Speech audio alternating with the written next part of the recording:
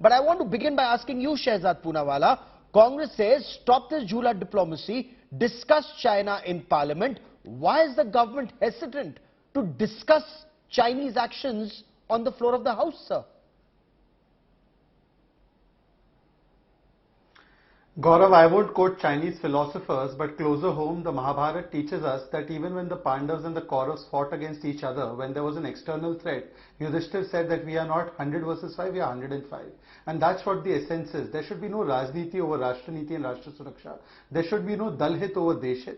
And today, what is the Congress party demanding? The Congress party is a master at hypocrisy. When you remember, Gaurav, and you were a younger reporter back then, in 2009 and 2013, Chinese were making incursions, and in 2013 they were well inside Depsang, and at that time the Chinese had actually acknowledged it in 2014. The Congress party, and I quote, Salman Khurshid said that it was mere acne. Manmohan Singh said, Zyada tool mat dena. In fact, there was a threat against reporters like you that if you report on the China border situation, there will be an FIR against you. Now, coming from there, the Congress party preaches to us from a high pulpit.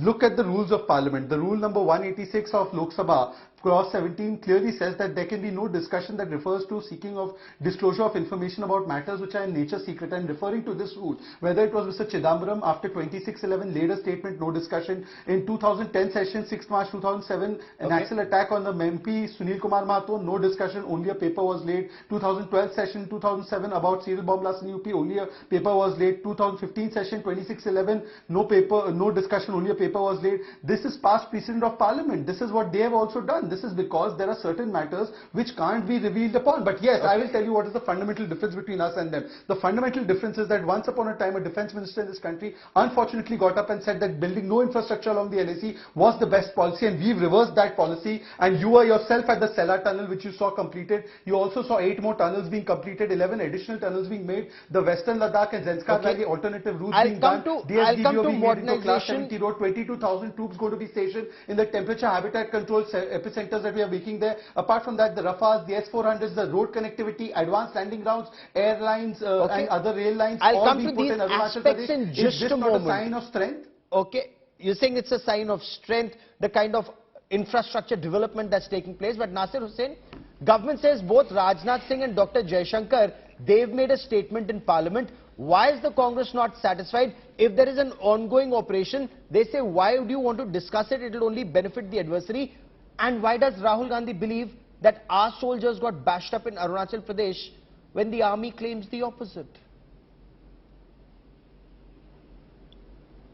Gaurav, I think Rajnath Singh made a statement of 1.5 paragraph. 1.5 paragraph. And the crux was, everything is Changa se at the border.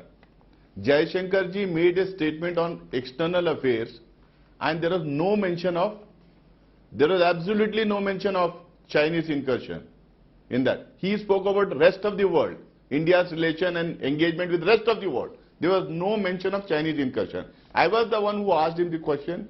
I asked him, what about China? Then there was no satisfactory reply from him. The point is, we are asking for a discussion. See, Bharatiya Janata Party should understand, in 1962, when a full-fledged war was on, it was Vajpayee, it was Atal Bihari Vajpayee, late Atal Bihari Vajpayee, who asked for a discussion. Pandit Nehru agreed for a discussion. And Vajpayee ji went on and on criticizing the government at that time. See, whatever happened later on is a different story. But then, Pandit Nehru agreed for a discussion. He sat in the house. He heard the opposition and he gave them the answers or clarified whatever clarification was sought. Rajnath Singh ji, the convention in the Parliament is that any minister, after giving this statement, will stay back, will take questions and clarify them. Jaishankar ji, when he was making a statement on external affairs, he did stay back and tried to take questions. Rajnath Singh made a statement of 1.5 paragraphs and just walked away. Okay. That is so when the your opposition anger is that the government what walked we are away. asking for is not a statement. What we are asking, Nani, what we are asking for is a discussion. Why is the government hesitant? No, in 62 there was a discussion, so in 22 there must be a discussion. In 62 we lost. You want the same result in 2022? I'm leaving it to you.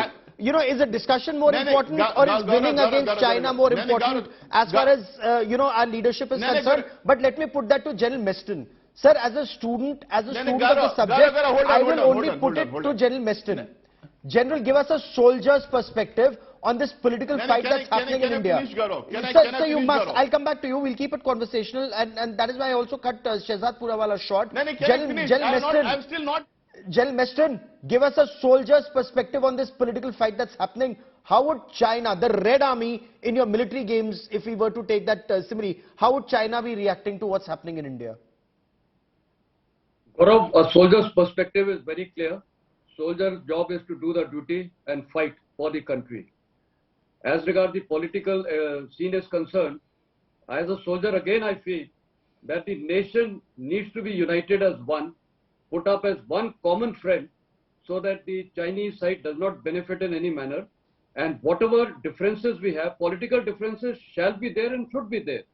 That should be resolved in some amicable manner, maybe not in the parliament, maybe in some kind of a JPC or something, where these sensitive issues can be discussed, because military issues should not be discussed in open public debate in parliament, because it is live telecast.